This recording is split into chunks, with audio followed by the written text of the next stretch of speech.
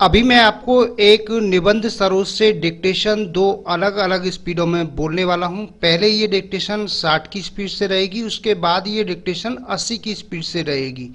तो आप मेरे साथ बने रहिए इस वीडियो में शुरू से आखिर तक। शॉर्ट हैंड संबंधी किसी भी जानकारी के लिए आप मेरे कॉन्टैक्ट नंबर पर कॉन्टैक्ट करके मुझसे जानकारी प्राप्त कर सकते हैं। कैसे एडवांस आउटलाइन की बुकों को परचेज करना है और कैसे ऑनलाइन क्लासों को ज्वाइन करना है। तो अभी मैं आपको ये डिक्टेशन बोल रहा हूँ। पहले 60 शब्द प्रति मिनट की डिक्टेशन बोलूँगा, उसके बाद में 80 शब्द प्रति मिनट की इसी डिक्टेशन को बोलूँगा। तो डिक्टेशन लिखने के लिए आप लोग तैयार हो जाइए। Ready, start.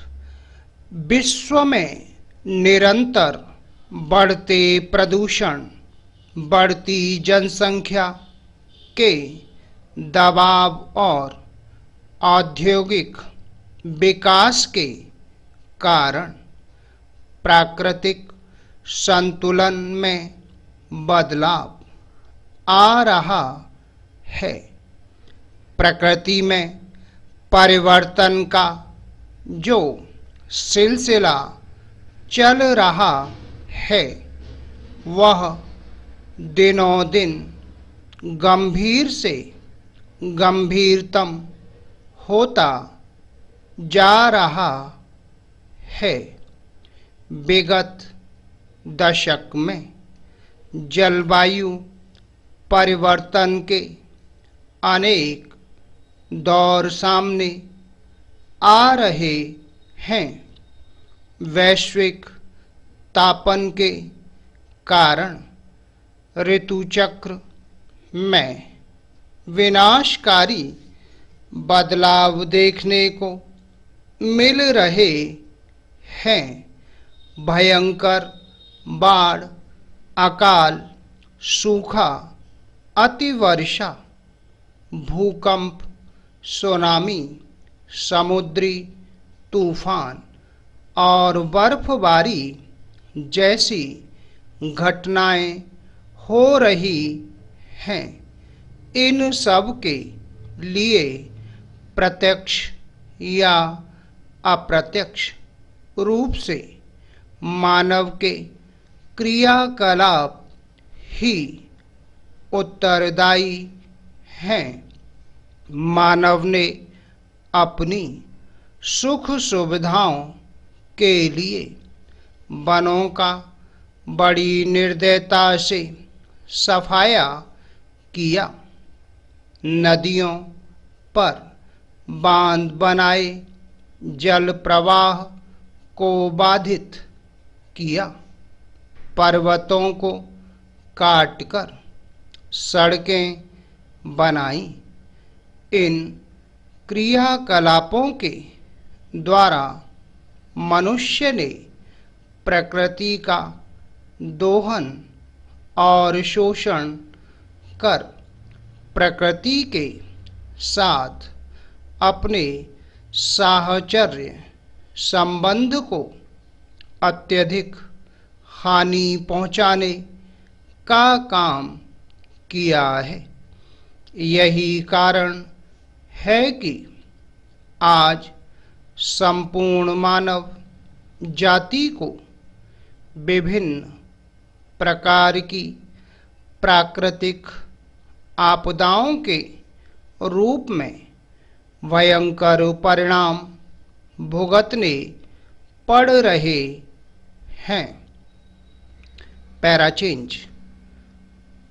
सुप्रसिद्ध अर्थशास्त्री माल्थस के जनसंख्या संबंधी सिद्धांत के अनुसार प्राकृतिक उत्पाद अंकगणितीय प्रणाली की भांति बढ़ती है, किंतु जनसंख्या बीजगणित की तरह बढ़ती है। एक समय तक तो जनसंख्या और प्राकृतिक उत्पाद की वृद्धि संतुलित रूप में बढ़ती है, किंतु एक निश्चित सीमा के पश्चात जनसंख्या वृद्धि प्राकृतिक उत्पाद की वृद्धि की तुलना में बहुत अधिक बढ़ जाती है। जब मनुष्य जनसंख्या पर अपना नियंत्रण खो बैठता है तो प्रकृति स्वयं प्राकृतिक संतुलन स्थापित करने का कार्य करती है। प्रकृति इस कार्य को भूकंप, चक्रवात, बाढ़, सूखा, समुद्री तूफान, भूस्खलन, महामारी इत्यादि द्वारा करती है। पैराचेंज। पृथ्वी के गठन और आकृति निर्माण में विनाश और विकास चक्रों की समान भूमिका रही है। प्राकृतिक आपदाएं विनाश चक्रों के कारण ही हैं। भूगर्भ में ज्वालामुखियों के फटने तथा पृथ्वी की आंतरिक प्लेटों में हलचल होने के कारण आने वाले बदलाव से भूकंप आते हैं। इनके कारण पृथ्वी के धरातल में अकस्मात कई बदलाव होते हैं। ज्वालामुखी के फटने से पिघली हुई चट्टानें लावा के रूप में पृथ्वी की सतह पर फैल जाती हैं।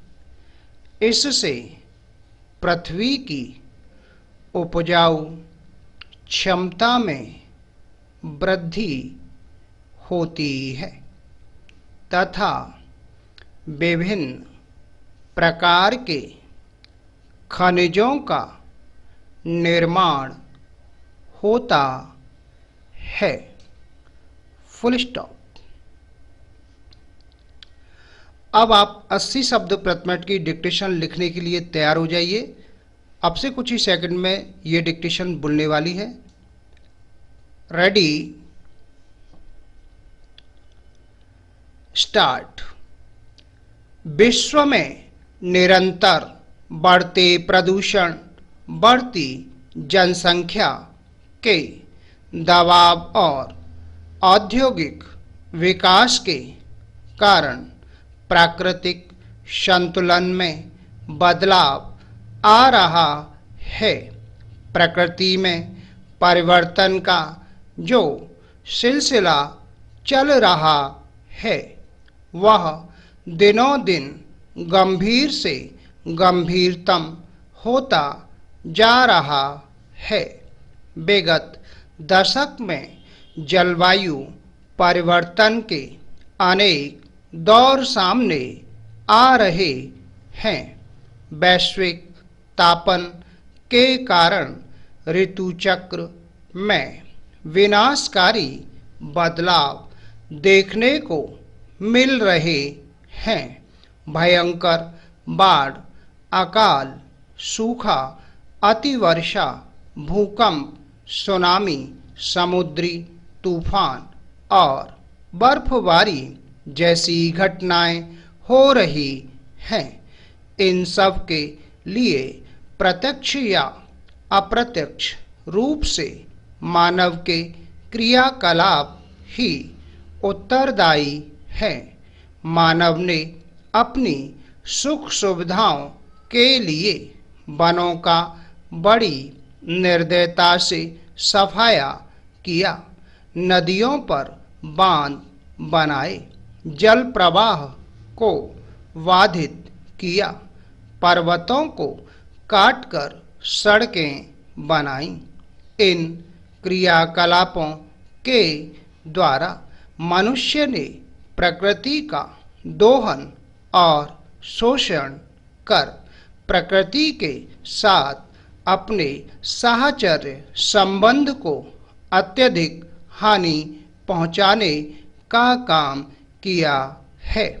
यही कारण है कि आज संपूर्ण मानव जाति को विभिन्न प्रकार की प्राकृतिक आपदाओं के रूप में भयंकर परिणाम भुगतने पड़ रहे हैं। सुप्रसिद्ध अर्थशास्त्री माल्थस के जनसंख्या संबंधी सिद्धांत के अनुसार प्राकृतिक उत्पाद अंकगणितीय प्रणाली की भांति बढ़ती है, किंतु जनसंख्या बीजगणित की तरह बढ़ती है। एक समय तक तो जनसंख्या और प्राकृतिक उत्पाद की वृद्धि संतुलित रूप में रहती है, किंतु एक निश्चित सीमा के पश्चात जनसंख्या वृद्धि प्राकृतिक उत्पाद की वृद्धि की तुलना में बहुत अधिक बढ़ जाती है। जब मनुष्य जनसंख्या पर अपना नियंत्रण खो बैठता है तो प्रकृति स्वयं प्राकृतिक संतुलन स्थापित करने का कार्य करती है। प्रकृति इस कार्य को भूकंप, चक्रवात, बाढ़, सूखा, समुद्री तूफान, भूस्खलन, महामारी इत्यादि द्वारा करती है। पृथ्वी के गठन और आकृति निर्माण में विनाश और विकास चक्रों की समान भूमिका रही है। प्राकृतिक आपदाएं विनाश चक्रों के कारण ही आती हैं। भूगर्भ में ज्वालामुखियों के फटने तथा प्रकृति की आंतरिक प्लेटों में हलचल होने के कारण आने वाले बदलाव से भूकंप आते हैं। इनके कारण पृथ्वी के धरातल में अकस्मात कई बदलाव होते हैं। ज्वालामुखी के फटने से पिघली हुई चट्टानें लावा के रूप में पृथ्वी की सतह पर फैल जाती हैं। इससे पृथ्वी की उपजाऊ क्षमता में वृद्धि होती है तथा विभिन्न प्रकार के खनिजों का निर्माण होता है। Full stop.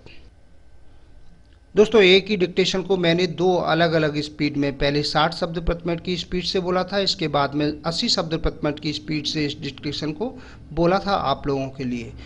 उम्मीद है आपको हमारा ये वीडियो पसंद आया होगा। इसी प्रकार से मैं आपके लिए और भी शानदार वीडियो लेकर आता रहूँगा। तब तक के लिए जय हिंद, वंदे मातरम।